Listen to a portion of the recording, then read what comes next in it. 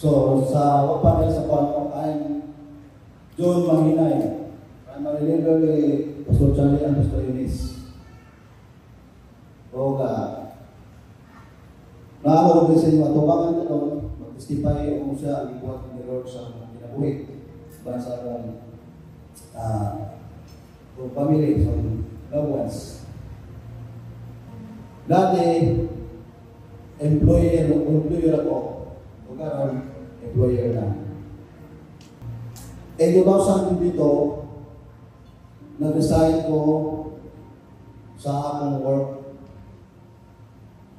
Ang dahilan, hindi na ko makatindog o lugay.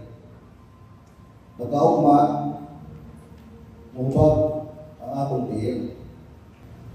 Nag-desisyon ko na mag-resign na lang ako sa akong work. In 2023, nag-business me with my wife, John Big Shop, sa may Bago, Masoro. Kapan, kung na ay challenge, nabot sa mga hospital na akong wife, o bilin naman siya, pito work, o nagpartner na lang sa among business. In 2024, o na-challenge niya ako, hospital na akong wife, o bilin naman siya, pito siya ng work, resign naman siya. In 2024, naanap ko challenge. Ako na po nagpapakasyon sa ospital o maupirahan ko. O tungod sa grasya sa Ginoo, nag-recover tayo ko. Pinaagi po sa tabang sa atong pastor at pastora sa ilang prayer. Salamat na pastora.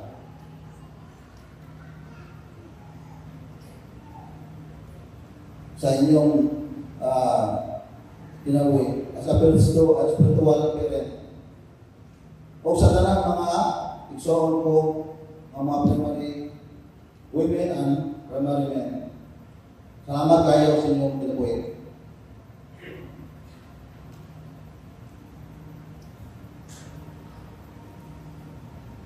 Ang tanang mga challenge sa among life, nalampasan ako. Pinaagi sa pagsalit sa Ginoo. Kung wala din may undang pagsalit sa Ginoo, kaya luyo sa tanang pagsulay sa mong kinabuhi na si Lord.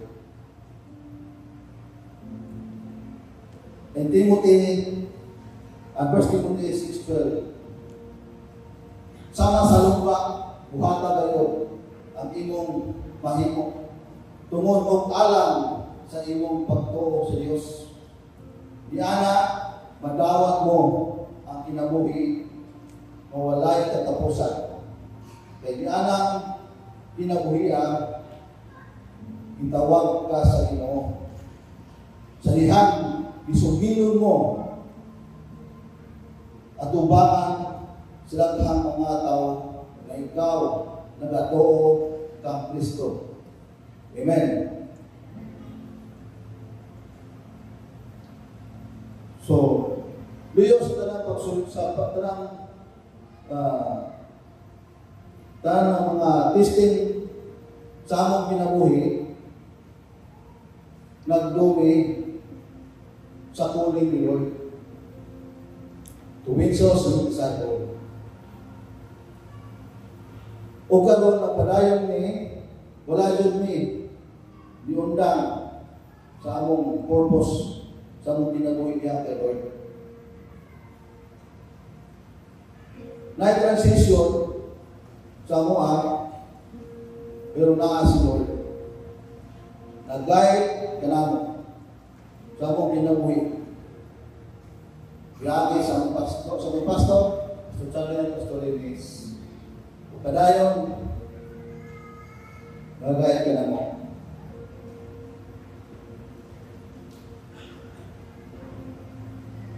Sa akong business o sa ministry. Kung nag-enjoy na with my wife, o sa mga buhaton pa ni Lord, sa mga kailangan ang pulong ni Lord. Mausuwagon ang kinabuhi, diha kang Kristo Jesus na atong Ginoo.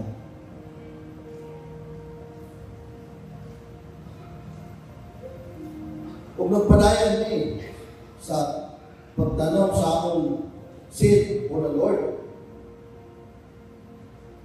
ang first point, o nagpadayon po ang among covenant prayer with my network. Prayer is very, very powerful. In Proverbs 3, 9 and 10, pasinungi ang Ginoong pinaagi sa paghalad kaniya sa iyang bahin. Sa tanan mong abot, na puro kung himuon mo kini, mag-inubra ang mga abot diha sa imong mga biga o ang buga sa ubas sa imong mga uganan. Hallelujah. Lord,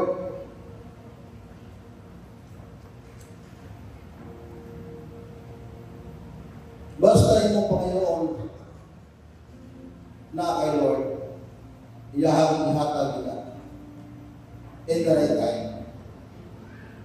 Kaya mo na ang iyang pulong. In Jeremiah 33,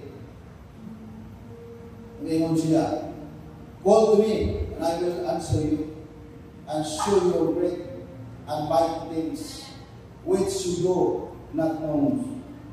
So, mga igsoon, maningingon nga, pagdala pa kayo kasi Ginoo, kung saan ang ipangayon mo, true prayer, iyang ginangikata. Kaya pag mangayo ka, kaya sa itong amahan, siya man akong amahan, anak ng Lord, anak ng Lord. At the moment mangayo ka, true prayer, iyang ginang-answer. Abundantly. Basta ikaw din ang umiba, magpadayon. Kaya sa pangalaman sa Ginoo, deklaro kaya yung pulong. At the moment, nagduta sa impisyon, nag-ubi ka siyang mapulong. Abundant blessing ang ingatag nato. Kung karoon, malbayo kami nga, naapag yun, nagsugod pa lang si Lord sa kinabuhi. Continue si Lord, nag-bless ang kinabuhi. Pinaki sa pagtanong niya na kay Lord.